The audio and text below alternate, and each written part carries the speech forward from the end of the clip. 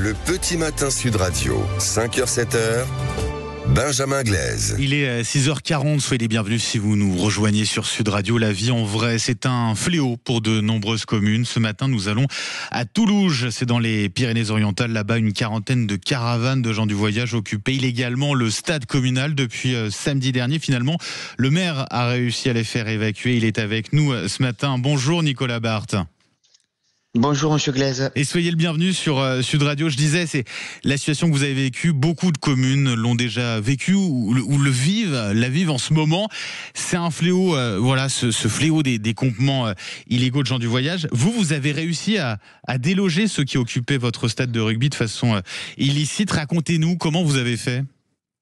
Nous, on est soulagés ici à Toulouse. On a vécu 4 journées particulièrement difficiles. Mais on a pu compter sur le soutien des autorités, de la préfecture des Pyrénées-Orientales, du préfet, des forces de sécurité, pour déloger ces gens qui étaient rentrés de manière violente et dure samedi en fin de matinée. Nous l'avons vécu difficilement, l'intrusion était costaud, et il y avait un sentiment d'impunité et d'injustice vécu par la population et moi-même leur représentant. Est-ce que c'est l'impression qu'on a souvent, c'est quand on a ces caravanes qui arrivent et qui occupent l'espace communal de manière illicite, une fois qu'elles sont sur place, c'est presque trop tard, c'est ce qu'on a tendance à penser, monsieur le maire?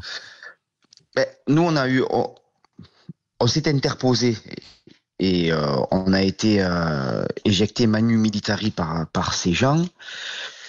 Et on a souhaité... Ça a été très violent, puisque ces gens-là, quand ils veulent occuper un lieu, ils doivent rentrer.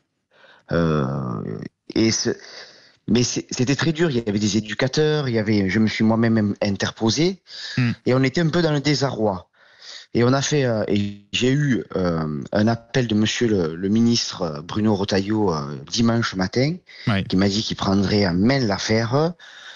Et tout est allé en ordre de marche, c'est-à-dire que la sécurité, la préfecture, les forces de sécurité, la ville, le ministre ont travaillé pendant 3 jours pour délivrer un arrêté d'interdiction d'occupation, suivi de fait par la préfecture, retoqué par les gens du voyage, donc nous sommes passés au tribunal administratif et nous avons gagné. Et une fois que la légalité était là, et rapidement gagné au final, et rapidement gagné, je pense que c'est un record.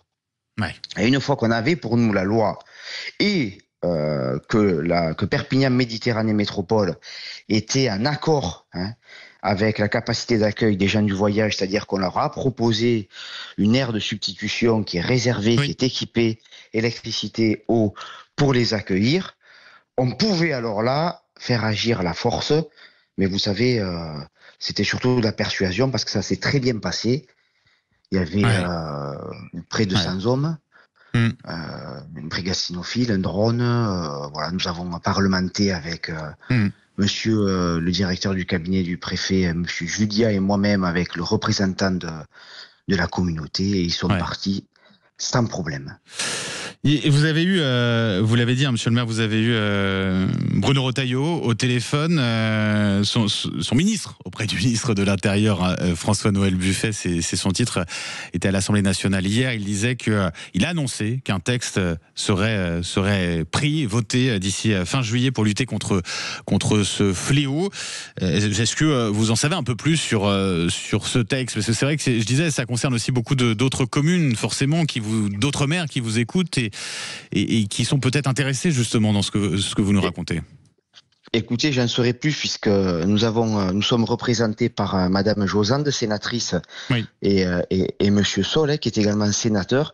Ils vont me le présenter la semaine prochaine, mais vous savez, texte ou pas texte, il rentre sans demander l'autorisation des gens. Donc, je pense qu'il va falloir quand même progressivement montrer les muscles en toute intelligence, parce que ces gens ne sont pas régis par des textes de loi. Ils sont régis par leur volonté d'occuper l'espace public de manière momentanée. Montrer les muscles, ça veut dire quoi concrètement pour vous, monsieur le maire? C'est la persuasion, c'est la force, c'est l'état de droit qui s'applique à tous et pour tous. comme nous l'avons démontré hier avec les forces de gendarmerie. Vous savez, quand un petit Toulousien ne peut pas pratiquer son sport, que les scolaires ne peuvent pas aller sur le terrain, que les habitants de Toulouse ont financé un terrain qu'on venait juste de finir de payer, c'est dramatique dans l'image et pour la ville. Donc il faut que maintenant, déjà les élus de terrain en ont pris conscience. Oui. Nous sommes pour cette année en accord avec la capacité d'accueil des gens du voyage. Donc logiquement, quand il y a une occupation illégale, il faut que l'État réagisse rapidement. Et c'est ce qu'elle a fait hier avec nous. Est-ce qu'elle peut faire du coup ailleurs ? C'est ça aussi. C'est que ça serve aussi d'exemple. Est-ce qu'elle peut faire ailleurs ? Et ce qu'elle doit faire ailleurs, dans le respect de ces gens. Bien sûr.